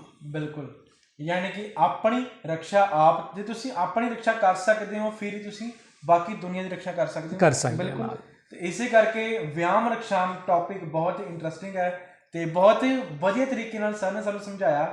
ਤੇ ਸਰ ਸਮਾਂ ਹੁਣ ਜ਼ਿਆਦਾ ਇਜਾਜ਼ਤ ਨਹੀਂ ਦਿੰਦਾ, ਤੇ ਜਾਂਦੇ ਜਾਂਦੇ V24 TV ਨੂੰ ਕੀ ਮੈਸੇਜ ਦੇਣਾ ਚਾਹੋਗੇ? V24 ਦੇ ਦਰਸ਼ਕਾਂ ਨੂੰ ਮੈਂ ਤਾਂ ਸਭ ਤੋਂ ਪਹਿਲਾਂ ਬਹੁਤ ਧੰਨਵਾਦ ਕਰਦਾ ਕਿ ਉਹਨਾਂ ਨੇ ਆਪਣਾ ਸਮਾਂ ਜਿਹੜਾ ਦਿੱਤਾ ਹੈਗਾ ਔਰ ਸਾਡੀ ਗੱਲ ਨੂੰ ਜਿਹੜਾ ਸੁਣ ਰਹੇ ਆ, ਸਮਝ ਰਹੇ ਆ। ਬਿਲਕੁਲ। ਇਹ ਜੋ ਵੀ ਅਸੀਂ ਗੱਲ ਤੁਹਾਨੂੰ ਇਸ ਮਾਧਿਅਮ ਤੋਂ ਕਵਾਂਗੇ, ਇਹ ਗੱਲ ਕੋਈ ਮਨ ਘੜੰਤ ਨਹੀਂ ਹੈ। ਬਿਲਕੁਲ ਜੀ। ਇਹ ਗੱਲ ਕੋਈ ਕਹਾਣੀ ਨਹੀਂ ਹੈ, ਇਹ ਗੱਲ ਇੱਕ ਇਤਿਹਾਸ ਹੈ ਜਿਹੜੀ ਸਾਡੇ ਸ਼ਾਸਤਰਾਂ 'ਚ ਵਰਣਿਤ ਹੈ, ਜਿਹੜੀ ਸਾਡੀ ਕਿਤਾਬਾਂ 'ਚ ਵਰਣਿਤ ਹੈ। ਬਸ ਗੱਲ ਹੈਗੀ ਹੈ ਉਹਨੂੰ ਮੰਥਨ ਕਰਨ ਦੀ, ਉਹਨੂੰ ਸਮਝਣ ਦੀ ਅਤੇ ਸਮਝ ਕੇ ਉਹਦਾ ਸਹੀ ਪ੍ਰਯੋਗ ਕਰਨ ਦੀ। ਜਿਸ ਤਰ੍ਹਾਂ ਕਿ ਹੁਣ ਆਪਾਂ ਦੱਸ ਦਿੰਦੇ ਹਾਂ ਕਿ ਅੱਜ ਦੀ ਡੇਟ ਦੇ ਵਿੱਚ ਜਿਹੜੀ ਮਹਾਂਮਾਰੀ ਚੱਲ ਰਹੀ ਹੈਗੀ ਆ ਕੋਵਿਡ ਦੀ, ਜਸਟ ਜਦੋਂ ਆਪਾਂ ਪਰਿਆਵਰਨ ਨੂੰ ਛੇੜਛਾੜ ਕਰਤੀ, ਇਸ ਪ੍ਰਕਿਰਤੀ ਦੇ ਨਾਲ ਛੇੜਛਾੜ ਕਰਤੀ, ਤਾਂ ਨਤੀਜਾ ਸਾਨੂੰ ਭੁਗਤਣਾ ਪਿਆ ਹੈ। ਬਿਲਕੁਲ। ਮਤਲਬ ਕਿ ਜੋ ਵੀ ਸਾਡੇ ਪੁਰਾਣੇ ਟਾਈਮ ਤੋਂ ਚੀਜ਼ਾਂ ਚੱਲਦੀਆਂ ਸੀਗੀਆਂ, ਆਯੁਰਵੈਦਿਕ ਹੋ ਗਈਆਂ, ਅਸੀਂ ਉਹ ਚੀਜ਼ਾਂ ਨਾਲ ਛੇੜਛਾੜ ਕੀਤੀ ਜਾਂ ਆਕਸੀਜਨ ਨਾਲ ਕੀਤੀ, ਆਪਾਂ ਪੇੜ ਵੱਢ ਦਿੱਤੇ ਹੁਣ ਨਾਲ। ਬਿਲਕੁਲ ਹੀ ਆਪਾਂ ਗ੍ਰੀਨਰੀ ਖਤਮ ਹੀ ਕਰ ਦਿੱਤੀ ਸ਼ਹਿਰਾਂ ਦੇ ਵਿੱਚੋਂ। ਜੀ। ਉਹ ਵੀ ਇੱਕ ਵੱਡਾ ਕਾਰਨ ਹੋ ਸਕਦਾ ਜਿਹਦੇ ਕਾਰਨ ਆਕਸੀਜਨ ਦੀ ਅੱਜ ਦੀ ਡੇਟ ਵਿੱਚ ਬਹੁਤ ਵੱਡੀ ਪ੍ਰੋਬਲਮ ਚੱਲ ਰਹੀ ਹੈ। ਬਿਲਕੁਲ। ਦੇਖੋ ਆਪਣਾ ਵੀਰ ਜੀ ਕਿ ਦੁਨੀਆ ਦੀ ਕੋਈ ਵੀ ਚੀਜ਼ ਹੈ ਨਾ, ਹਰ ਇੱਕ ਚੀਜ਼ ਪਰਮ ਪਿਤਾ ਪਰਮਾਤਮਾ ਨੇ ਉਹਦਾ ਇੱਕ ਅਹਿਮ ਲਈ ਬਣਾਈ ਹੈਗੀ ਹੈ। ਹਰ ਚੀਜ਼ ਆ ਜਿਹੜੀ ਵੀ ਆ ਉਹ ਕਿਸੇ ਰੀਜ਼ਨ ਇੱਕ ਮਹੱਤਵ ਆ ਉਸ ਚੀਜ਼ ਦਾ। ਬਸ ਆਪਾਂ ਅਗਰ ਉਸ ਚੀਜ਼ ਦੇ ਮਹੱਤਵ ਨੂੰ ਸਮਝੀਏ ਤਾਂ ਉਹ ਚੀਜ਼ ਨੂੰ ਆਪਾਂ ਬੈਟਰਮੈਂਟ ਵਾਸਤੇ ਯੂਜ਼ ਕਰ ਸਕਦੇ ਹੈਗੇ ਆ, ਜਿਹਦੇ ਨਾਲ ਕਿ ਸਾਡੀ ਜਿਹੜੀ ਹਿਊਮਨ ਕਾਈਂਡ ਆ, ਪਲੱਸ ਨਾਲ ਦੇ ਨਾਲ ਸਾਡੇ ਪੇੜ ਪੌਦੇ, ਸਾਡਾ ਪਰਿਆਵਰਨ, ਸਾਡਾ ਜਿਹੜਾ ਜਲ ਹੈਗਾ, ਸਾਡੇ ਸਮੁੰਦਰ ਹੈਗੇ ਆ, ਉਹਨੂੰ ਆਪਾਂ ਸੁਰੱਖਿਅਤ ਰੱਖ ਸਕਦੇ ਹਾਂ। ਕਿਉਂਕਿ ਇਹ ਚੀਜ਼ਾਂ ਬਚਣਗੀਆਂ, ਇਹ ਪੰਜ ਤੱਤਵ ਬਚਣਗੇ ਤਾਂ ਅਸੀਂ ਬਚਾਂਗੇ। ਜਿੱਥੇ ਵੀ ਕਿਤੇ ਇੱਕ ਤੱਤਵ ਦੇ ਵਿੱਚ ਇੰਬੈਲੈਂਸ ਹੁੰਦਾ ਹੈ ਤਾਂ ਉਹਦਾ ਨਤੀਜਾ ਜਿਹੜਾ ਸਾਨੂੰ ਭੁਗਤਣੇ ਪੈਂਦਾ ਹੈ ਨਾਲ। ਇਹਦੇ 'ਤੇ ਫਿਰ ਆਪਾਂ ਜਿਹੜਾ ਹੈਗਾ ਵਿਚਾਰ ਜਿਹੜੇ ਕਰਦੇ ਰਵਾਂਗੇ। ਔਰ ਦਰਸ਼ਕਾਂ ਦੇ ਕੋਲੋਂ ਮੈਂ ਇਹੀ ਬਸ ਚਾਹਾਂਗਾ, ਗੁਜ਼ਾਰਿਸ਼ ਕਰਾਂਗਾ ਕਿ ਸਾਡੀ ਜਿਹੜੀ ਗੱਲ ਹੈ, ਕਿਉਂਕਿ ਇਹ ਜਿਹੜੀਆਂ ਗੱਲਾਂ ਕੋਈ ਇਸ ਤਰ੍ਹਾਂ ਨਹੀਂ ਕਿ ਆਪਾਂ ਇੱਕ ਵਾਰੀ ਪ੍ਰਾਪਤ ਕਰ ਲਈਆਂ ਜਾਂ ਇੱਕ ਕਿਤਾਬ 'ਚੋਂ ਪ੍ਰਾਪਤ ਕਰ ਲਈਆਂ। ਇਹਦੇ ਵਾਸਤੇ ਬਹੁਤ ਸਾਰਾ ਸਾਨੂੰ ਇੱਕ ਬੈਠਣਾ ਪੈਂਦਾ, ਸਤਸੰਗ ਕਰਨਾ ਪੈਂਦਾ ਹੈ। ਲੱਗਦਾ ਕਿ ਇਹਦੇ ਐਪੀਸੋਡਸ ਬਹੁਤ ਜ਼ਿਆਦਾ ਬਣ ਸਕਦੇ, ਕਿਉਂਕਿ ਬਹੁਤ ਜ਼ਿਆਦਾ ਸਰ ਕੋਲ ਇੰਨਾ ਕੁ ਜ਼ਿਆਦਾ ਗਿਆਨ ਹੈ ਨਾ, ਸਾਨੂੰ ਸਾਇੰਟਿਸਟ ਹੋਣਾ ਚਾਹੀਦਾ ਸੀ ਬੇਸਿਕਲੀ। ਉਹ ਨਹੀਂ ਜੀ, ਨਹੀਂ, ਕੋਈ ਐਸੀ ਗੱਲ ਨਹੀਂ ਹੈ। ਹਰ ਚੀਜ਼ ਨੂੰ ਇੰਨੀ ਈਜ਼ੀ ਵੇ ਨਾਲ ਹੀ ਆਪਾਂ ਇੰਨੀ ਨਾਈਸਲੀ ਐਕਸਪਲੇਨ ਕਰਦੇ ਨੇ। ਜਿਵੇਂ ਅੱਜ ਸਰ ਨੇ ਅੱਜ ਗੱਲਬਾਤ ਕੀਤੀ ਵਿਆਮ ਰਕਸ਼ਾਮ ਬਾਰੇ, ਤੇ ਤੁਸੀਂ ਪਿਛਲੇ ਐਪੀਸੋਡ ਵਿੱਚ ਵੀ ਦੇਖਿਆ ਹੋਣਾ ਕਿ ਸਰ ਨੇ ਬਹੁਤ ਵਧੀਆ ਤਰੀਕੇ ਨਾਲ ਜਿਹੜੀ ਬੁੱਕ ਪੜ੍ਹੀ ਸਰ ਨੇ, ਤੇ ਬਹੁਤ ਡੀਪਲੀ ਰਿਸਰਚ ਕੀਤੀ ਆ, ਉਹਦੇ ਬਾਰੇ ਸਾਨੂੰ ਦੱਸਿਆ ਸੀਗਾ। ਤੇ ਸਮਾਂ ਹੁਣ ਇਜਾਜ਼ਤ ਨਹੀਂ ਦਿੰਦਾ, ਤੁਹਾਨੂੰ ਅਗਲੇ ਐਪੀਸੋਡ ਦੇ ਵਿੱਚ ਆਪਾਂ ਬਾਕੀ ਦੀ ਗੱਲਬਾਤ ਕੰਟੀਨਿਊ ਕਰਾਂਗੇ। ਤੁਸੀਂ ਦੇਖਦੇ ਰਹੋ V24 TV। Thank you. ਧੰਨਵਾਦ ਜੀ।